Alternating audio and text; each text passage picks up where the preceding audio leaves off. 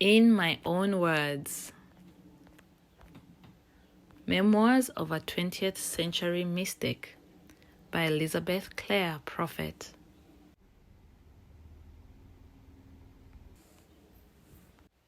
Chapter 23, Saint Germain.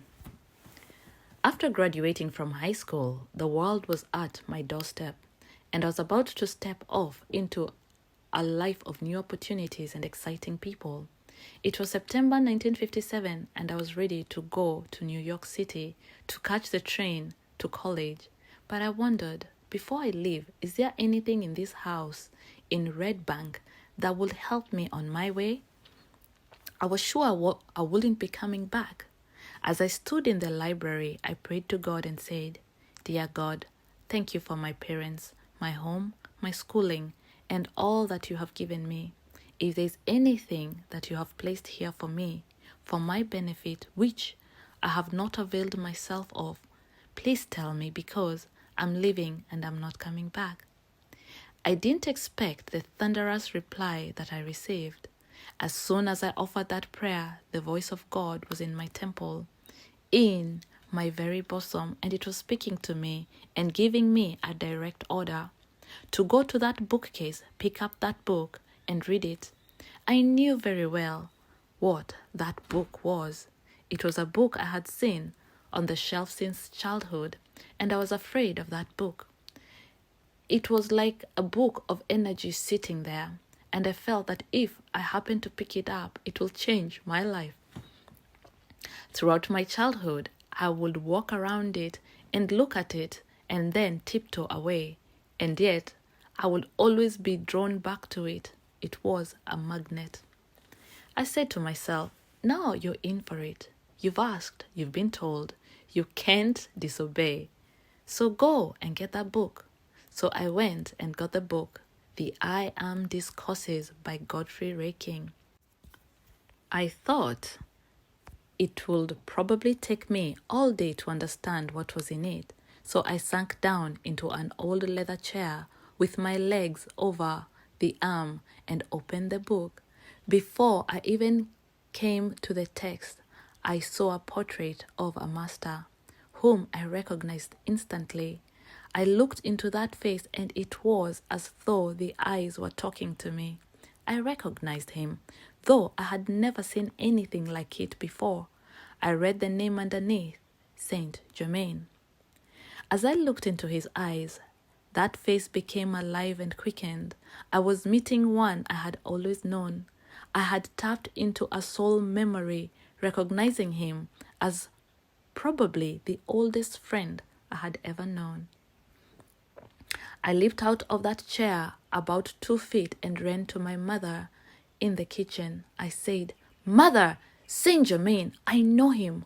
I've got to find him. I've got a work to do for him. Do you know him?" She said, "Yes, I know him." I said, "Mother, why didn't you ever tell me about him?" She said, "I wanted you to discover him for yourself." Well, I thought to myself, 18 years of wasted life. Here it is. I finally found him. I wonder if she was going to wait till I was 85 to tell me about Saint Germain. Well, I've got to go out and find him. In the moment that my soul memory had been quickened, as I looked into Saint Germain's eyes, I recalled an experience that I had had before entering this life. I was standing in a great judgment hall before a bar of 7 beings of light of beautiful stature. They were robed in white, their eyes were profound, and their expressions contained the depths of ancient wisdom, of immense compassion.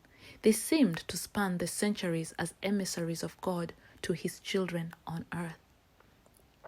I was standing before the bar, and they were in a semicircle before me. Saint Germain was standing to my right, exactly as he was in the painting in the book. Behind me, there were others of the ascended masters. It was an important ceremony. I was standing in my full consciousness, and I understood that these were emissaries of God. I had come before them to review what would happen in this lifetime. the family I will be born into, the religion, place, and country, the karma I was bringing with me, and the karma I will be required to balance, what the mission will be, what the offering of my life in the community would be. I had myself saying, Saint Germain, I vow to go to earth and bring your teachings to God's people. After I made that solemn promise, Saint Germain placed his hand upon my head and blessed me.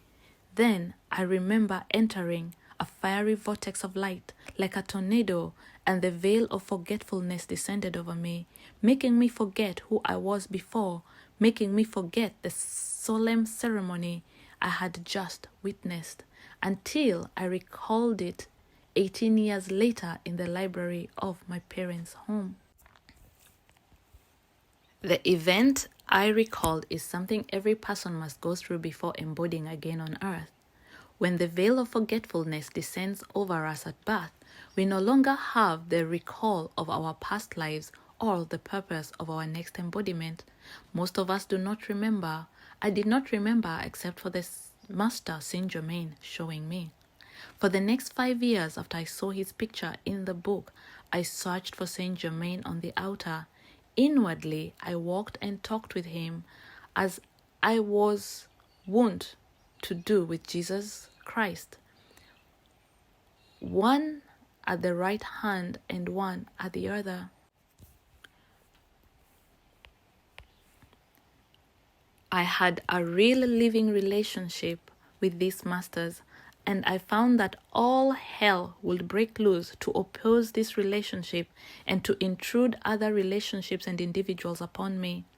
I found that with the presence of other people around me, in a second I could forget my relationship with the ascended masters.